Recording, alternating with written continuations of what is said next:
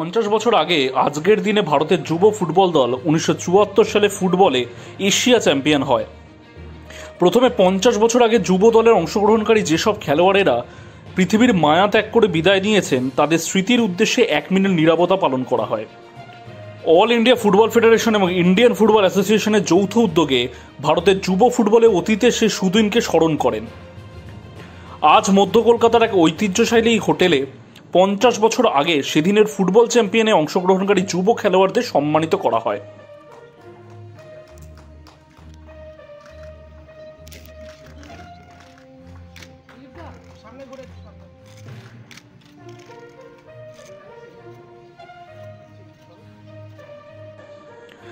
All India football ফেডারেশনের সভাপতি শ্রী কল্যাণ চৌবের উদ্যোগে আজকের অনুষ্ঠানটি অনুষ্ঠিত হয়। এবং এবার যখন 29শে জুলাই মোহনবাগানে উমাপতি কুমার মশাইয়ের বই রিলিজ হলো, আমি কেম্পেয়াজির নাতনিকে বললাম যে সামনের বছর আপনি আসবেন কলকাতায় আইএফের মাধ্যমে পশ্চিমবাংলায় যেন কেম্পেয়াজির সেই বইটা রিলঞ্চ হয়, সেটা আমরা চেষ্টা করব।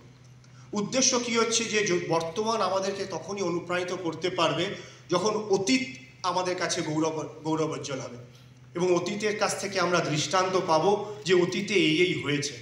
কিন্তু অতীতকে রেখে যদি আমরা সন্তুষ্ট হয়ে যাই বা আত্মতুষ্ট হয়ে যাই তাহলে হয়তো ভবিষ্যৎ গড়ার পরিকল্পনা হবে না।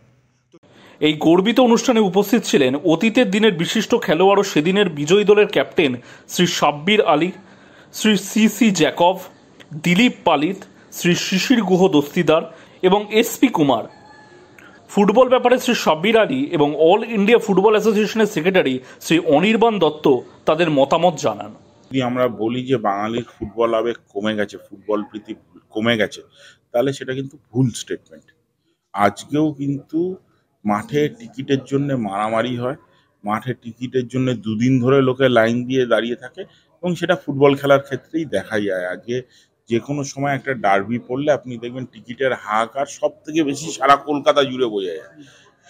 বিভিন্ন ডিস্ট্রিক্ট থেকে মানুষ দৌড়ে আসে সেটা দেখতে। এবার ক্রিকেট আর ফুটবলের কথা বলতে গেলে সেখানে কিন্তু একটা বড় পার্থক্য আছে। পার্থক্যটা হলো ফুটবলটা is a club based game, whereas cricket is a nation based game.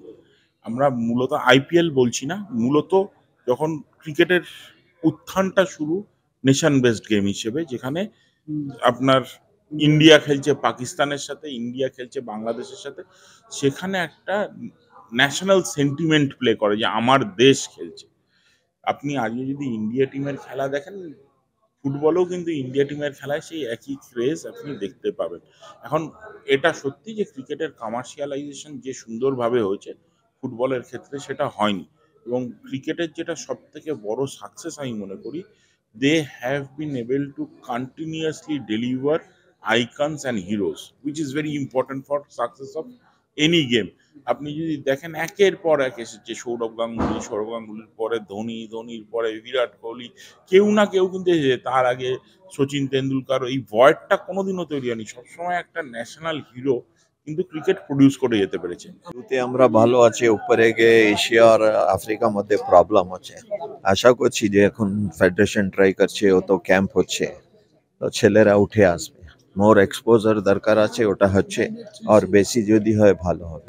Extraordinary thing ভাবতে পারেনি, আর যেভাবে আমরা করে দিচ্ছে, আর সবাই ভাবছিল থাইল্যান্ড সঙ্গে আমরা কিছু করতে পারবো না, ইরান সঙ্গে কিছু করতে পারবো, are the way we played, really it was something extraordinary. ক্যামেরায় সুদীপ্ত চট্টোপাধ্যায়ের সাথে কিংশুক চক্রবর্তী, এটিএন বাংলা, কলকাতা।